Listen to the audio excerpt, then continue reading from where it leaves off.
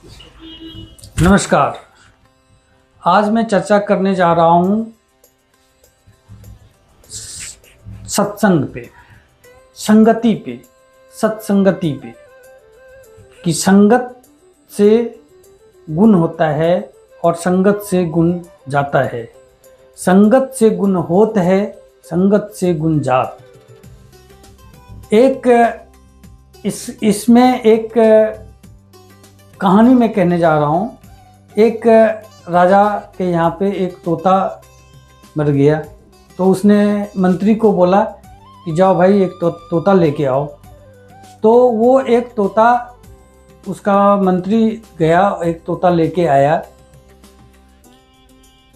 तो वो तोता जिसके यहाँ से लाया था वो पंडित थे, और वो तोता पंडित के यहाँ पे रहने के कारण उसमें पंडित्व का, संतत्व का गुण आ गया, जिसके वजह से वो सुबह सुबह रामायण की पाठ, सुबह जैसे 4 बजे उठो राजा भजन करो, ये ज़िंदगी बहुत मुश्किल से मिलता है, ओम तस्यत रामायण और गीता का श्लोक बोलता था, जिससे राजा बहुत खुश हुआ।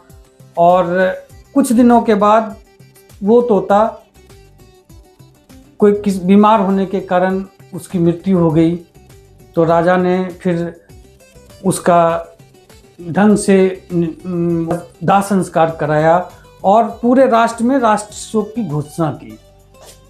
कुछ दिनों के बाद राजा बोला कि देखो पिंजरा फिर खाली हो गया है, तुम फिर से जाओ एक तोता ढूंढ के लाओ। तो फिर जो उसका संतरी था वो गया, ढूंढ के फिर एक तोता लाया। सेम तोता था, जो तोता पहले था उसी का वो भाई था, लेकिन वो रहा था एक दुर्जन के पास। और जब वो उसको लेके आया तो वो राजा को 4 बजे सुबह कहता है, उठो राजा और मेरे लिए अंडे लाओ, और क्या नाम है, तुम अगर उठोगे नहीं तो मैं तुम्हें लात मारूंगा।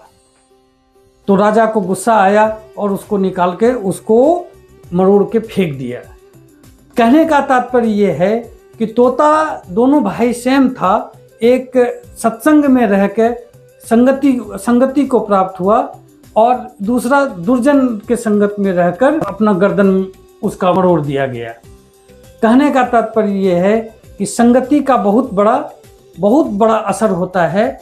इसलिए मैं आप लोगों से विनती करता हूँ कि अपने बच्चों को ज़रूर बताएं कि आपको संगति अच्छी करनी है, क्योंकि अच्छी संगत में रहने से बच्चे अच्छे गुण सीखेंगे, और बुरे संगत रहने से बच्चे बुरे गुण सीखेंगे। जैसे कि कदपि सीप भुजंग मुख, स्वाति एक गुण 3, जैसे संगति बैठिए ते सोई फल देत।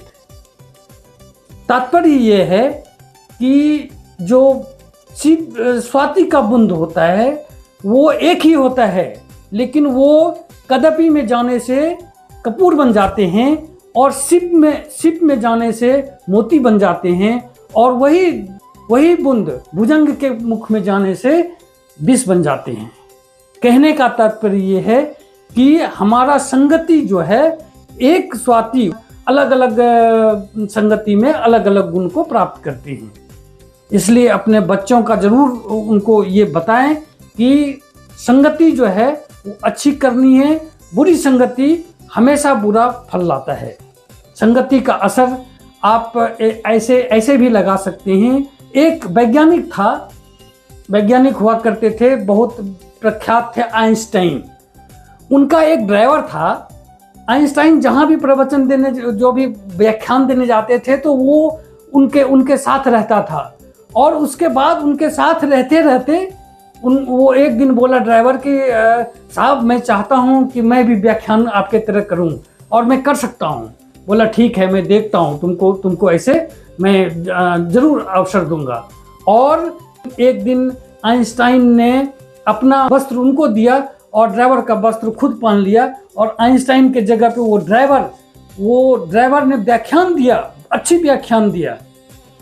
लेकिन बाद में जब उनसे कोई क्वेश्चन किया गया तो बोला नहीं, उसका जवाब हमारा ड्राइवर देगा। और वो ड्राइवर जो जिसको ड्राइवर कर रहा था, वो बाद में पता चला कि वो आइंस्टाइन था। तो संगति का गुण ये है कि एक ड्राइवर भी आइंस्टाइन इतना व्याख्यान दे सकता है, ये संगति का गुण है, ये छोटी मोटी बातें नहीं है। इस पे एक दोहा कबीर जी ने बड़ा सुंदर बोला है, अब मैं उसको बोल के अपना व्याख्यान समाप्त करूंगा।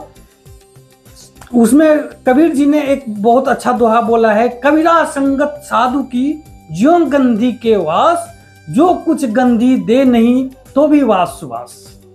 कहने का तात्पर्य कबीर दास जी का ये है, उन्होंने उदाहरण दिया है किसका, गंधी मतलब गंध, जो इत्र बेचने वाला है। अगर हम इत्र बेचने वाले के पास जाएं, इत्र ना भी खरीदें, वो हमें इत्र ना भी दे, लेकिन वो सुगंध हमें प्राप्त हो जाता है। वैसे ही अगर हम संत के पास जाएंगे, साधु के पास जाएंगे, तो अगर हमें वो उससे कुछ नहीं भी मिलेगा, अगर वो कुछ नहीं लेन देन उससे होगी, लेकिन फिर भी उनका सुगंध हमें प्राप्त होगा। जैसे कि इत्र बेचने वाले के पास जाने से हमें इत्र की सुगंध तो मिल ही जाती है, भले ही हम इत्र खरीदें या ना खरीदें।